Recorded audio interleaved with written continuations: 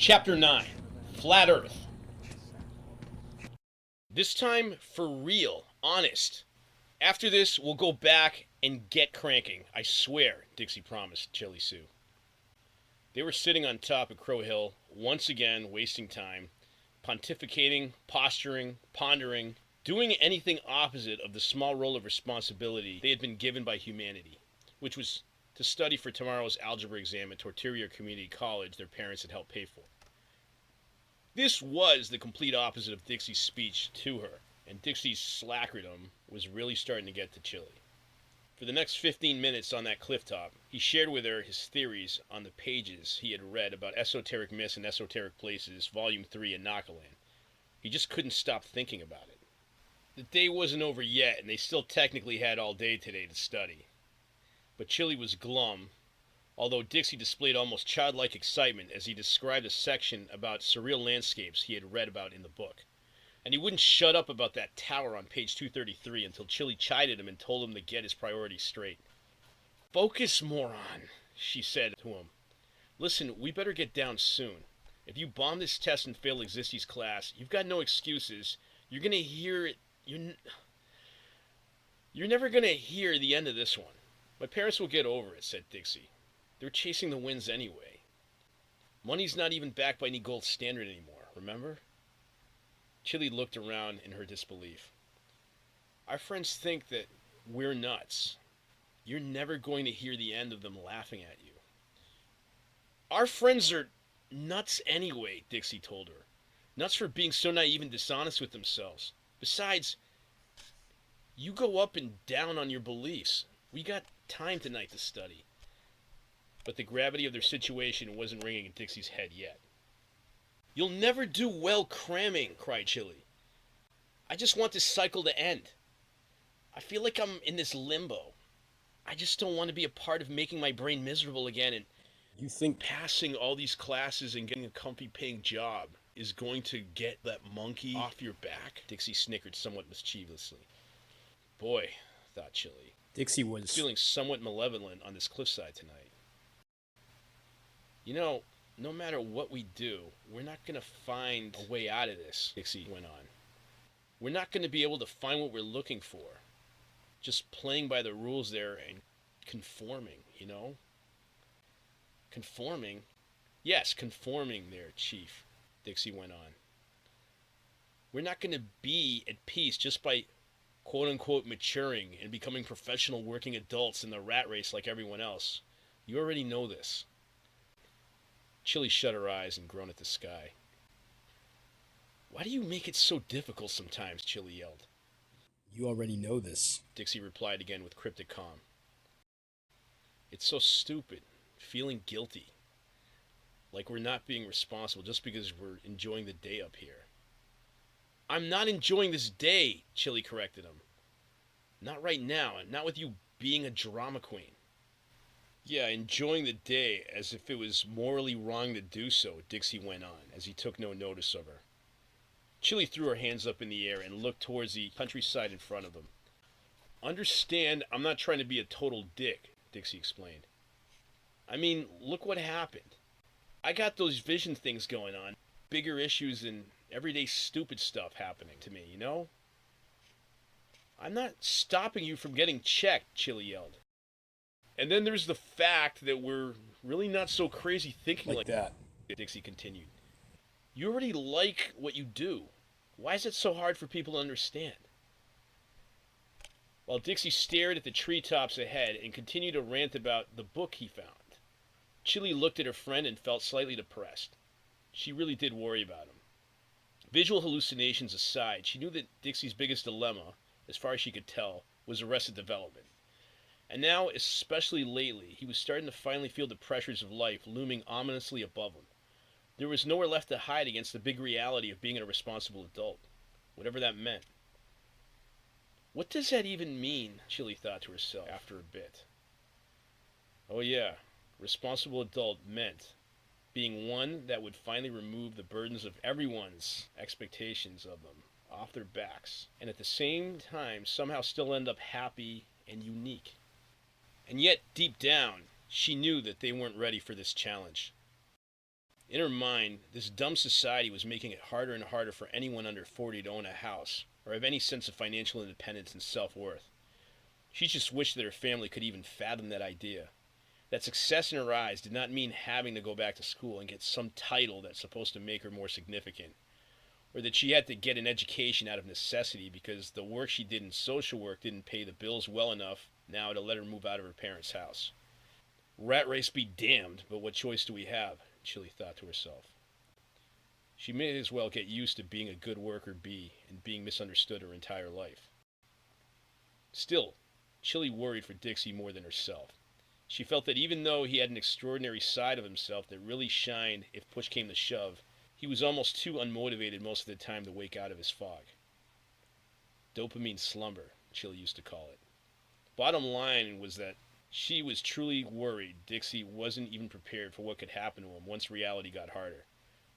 He had no job now, and living with his parents was on its last legs. Dixie had tried to dismiss the irresponsibility his parents accused him of by insisting that there was more to life than conforming to all the stress around Kinkerville. But unlike her, he seemed totally oblivious. That's why the distraction of his esoteric myths, whatever nonsense, is going so strong, she thought to herself with a groan. He won't even shut up about it. It's true, Chili said loudly as she forcibly interrupted Dixie after a while. What's true? Dixie wondered. We suck. I mean, Mike and Dale are right.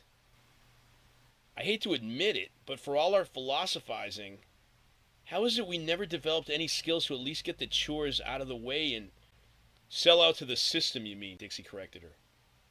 Get the chores out of the way, Chili continued. Yes, get the chores out of the way, like this stupid test. And then, when it's done, at least we can sit around and pretend to solve the world's problems as if they hadn't thought about them already themselves, she added irritably. How naive can we be? She was struggling with the realization of how deluded they both must be. If they were really that brave, well, at least if she was brave enough to accept it. The conviction of her not studying yet for tomorrow's exam was weighing on her. She was amazed she could sleep last night. Naive! Dixie's voice came resonating next to her and breaking off her train of thought. God, that's how they get you, tricking you into thinking that. The system, I mean. You stay busy slaving in the rat race so much there's no time to... I've heard this speech before, Dixie, Chili interrupted him. To sit and think in the first place, Dixie went on, and mold life to do things that you wish you could be doing like we're doing right now. What things? Chili asked almost defeatedly. Considering things, Dixie insisted. I don't think it's a waste of time. We're sitting here wondering what matters in life. I don't care what the Dumba brothers say or anybody else. Then for the next 10 minutes, he resumed the babbling excitedly about the dumb book he had just found. Esoteric myths is amazing if it's true, Chili, he told her. It's not true, Dixie, Chili groaned right back. Well, what if it is? He insisted. What if we live in a bubble and the rest of the world is completely different? Despite her stress, Chili had to laugh. We do live in a bubble, she agreed as she pointed towards Kinkerville below, and then themselves. And yes, maybe it's made worse by social media and never even actually going up here and getting fresh air. So maybe you're half-assed right, Dixie. It's just I wish you were a little grounded sometimes. The whole idea you just told me of the entire world being different than us is what I'm talking about. Well, what if it is? He cried. What if it's different than Kinkerville? Well, okay, maybe it's different, Chili corrected herself. Different cultures, lifestyles. Maybe we should research ideal places where freaks like us would be accepted. No, I didn't mean that, Dixie pondered. I mean, what if all internet, travel brochures, TV, and everything is a front to distract us from something else? Chili couldn't believe her ears. Oh, God, not this again, Dixie. No, seriously, Dixie insisted. What if human civilization as we think we know is an experiment or something? Like flat Earth? She asked contemptuously. Are you serious? Chili's shoulders sank with wariness. Sometimes she couldn't tell if he was believing his own delusions. No, but what if? I'm not nuts or some flat earther, Chili. I'm just pondering. They were silent for a few minutes. It was so much easier to just stare at the skyline like an animal and not have to think with this stupid human brain of theirs. You say it yourself, Dixie went on after a while. It's good to wonder. You say it's like something's affecting everything, not just the weather. And before you say what you're going to say, no, I don't need to get my head checked already. Well, then you're wasting time just daydreaming, fool, Chili shot back. We're wasting time. She stood up suddenly, taking the keys out of her pocket and motioning to head down. Wasting time as opposed to what else? Dixie persisted as he remained sitting by the cliffside. Huh? As opposed to doing something more meaningful, like getting shit jobs we don't like just to pay rent or a mortgage? And then work so many hours just so you have a place to sleep at night we never have time to enjoy where you live? No, you're like a child sometimes, Chili replied with frustration. No wonder why they make fun of you. Dixie took offense at the remark and naturally got defensive and reminded her how unhappy everyone around them were in this stupid system they were being pushed to eke out a living out of. But Chili was not amused. What else are people supposed to do, she asked. You got a better idea, huh? You ever think of that? Our complaining about everything doesn't have any better strategies anyway. We're worse than them, you know, she growled as she gestured towards the valley below. We're too lazy to even support ourselves. We're not lazy, Dixie protested right back. Rent's insane and there's no jobs. Well, then you shouldn't have let yourself get fired for starters if you're so smart, Chili yelled at him. He was so pretentious sometimes. So deluded and immature about it, she thought to herself. He's not a realist. Boy, I shouldn't have said anything, she said out loud. You really thought this one through. But his response surprised her.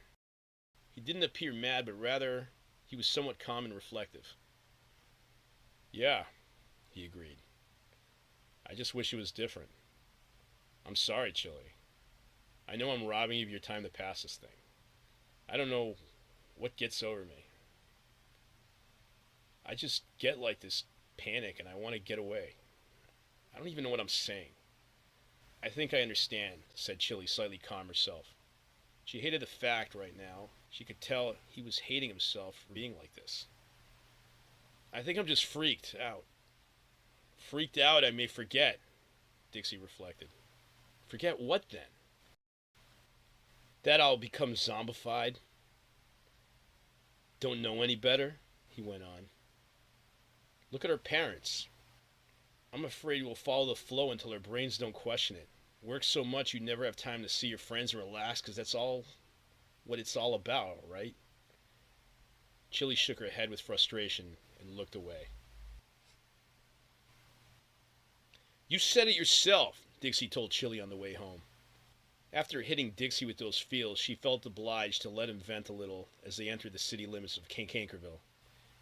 I couldn't have said it better than you did the other day, Dixie continued. What if everything you do, what if nothing you do in life is good, significant to anybody else? What if what you like doing is significant to you but insignificant to anyone else? It was a good question. But Chili still hated him for bringing it up right now before forcing herself to study a subject she didn't even like. It was decided they split that evening and study independently. Chili didn't need the baggage tonight. While they drove through downtown Cankerville and towards their suburban neck of the city, Dixie seemed to have recovered wonderfully from their spat. Pretty soon he was in high spirits again, back to drilling ideas about his last several days. Chili wished he could just drop right now all these ideas, all these dumb notions, but she didn't have the heart to argue with him for the moment. Soon Dixie started babbling about leaving Cankerville once for good. It was his defense mechanism for bracing the fact he was about to fail another test, but he had a point. He tended to speak very eloquent when he was feeling desperate. Here we're just a number, he reasoned. That's all I was trying to tell you up on the hill. I'm insignificant and I can't escape it. I get it. Can we just drop it for now and study? Chili insisted. Independently tonight, I mean. I just want to get through this test and get... Who are you kidding? Dixie replied with a chuckle. You never did well cramming under pressure either. You're not that self-motivated. Come on, we might as well go hit the spoiled sport and perfect the art of making those farting sounds with our hands like we always wanted to perfect, he added with a deadpan voice. I've always wanted to learn that. Chili couldn't hide her grin. You're really insane, she said. We just spent 3 hours being irresponsible right now, and you want to hang out there instead of study. Well, if we're being honest, yeah, why wouldn't I? Asked Dixie. That's more fun. And then we can run up a tab and talk about esoteric myths. She actually had to laugh out loud. Hey, well, if I had the perfect environment to do all this shit, maybe I'd be inclined to. Yeah, sure. Can we just be serious for once? Come on. Like, good serious? Dixie asked. Okay, he agreed in a continued deadpan voice. I think it's good to then focus on this and realize it's not true that none of this feels like it has any purpose. No matter what career I have, I'm going to be a cog making comfortable money and be lobotomized. What's missing out of the picture? Oh yeah, a personality. There'll be plenty of downtime too. He added sarcastically. Am I missing anything? No, Chili grunted. You'd be doing everything by the book. Everything has been preordained in this perfect world to be, she agreed. Perfect world, she scoffed again to herself. After a few minutes of silence, she dared to bring up another relevant topic. If you could change it all over, would you? This planet as we know it, I mean. Sure, said Dixie without hesitation. I just wish it was all... I wouldn't want to live in this place anymore, with all these stupid people around me. Hey, you're one of them, Chili reminded him. While Chili did her best to master algebra during the 11th hour that night, Dixie was more practical and decided not to even bother. He had never been good at doing any kind of studying at home, and there had never been a study done that had convinced him that last-minute cramming did nothing but delude a person into thinking they had a chance to pass an exam. Of course, Dixie had rarely tested this theory to see if he could at least even prove it wrong, but such habits were hard to break. Instead, he got into a massive argument with his mom about his feelings. I don't know what your father and I are going to do when you have to be on your own, Dixie's mom yelled at him. Mrs. Geraldine Dog already tended to be overdramatic every time she'd speak, even when talking about something as trivial as shoes inside the house. And it wasn't helping now that she needed to be for real. Mom, will you just relax? Dixie yelled back. There's no point telling you. I just want to live in a place. Where are you going to live? She screamed with a pitch that made Dixie even more panicked and defensive. She would have been miserable to be on a lifeboat with during a sinking ship. I'll find a place, he answered rather generically. I'm talking about a place where I'm free to do things without society telling me I'm a loser just because I don't want to do things that it wants me to do. Are you insane? Geraldine cried back to him. You need to start thinking like an adult. You mean join the rat race? Dixie asked his mom sarcastically. Precisely, said Dixie's dad, Doug.